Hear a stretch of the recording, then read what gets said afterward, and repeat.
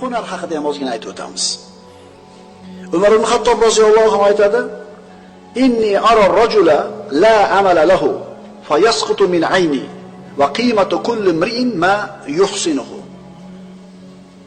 Ishi yo'q, qo'lida hunari yo'q kishini ko'rsam, deydi Umar ibn Xattob, uni meni ko'zimda qadr tushib ketadi.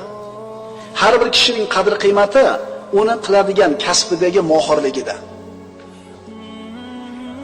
Payg'ambarimiz sollallohu alayhi vasallam davrida Ansorlardan bir kishi tilanib keldi payg'ambarimiz oldiga. Hech narsasi yo'q, kambag'al odam. "Bir narsam bormi uyingda?" "Ha, bitta sholchamiz bor, bitta suv idishimiz bor" dedi. "Olib kel" dedi. Olib keldi. Rasululloh o'zini muborak qo'llariga olib, "Kim buni mendan sotib oladi?"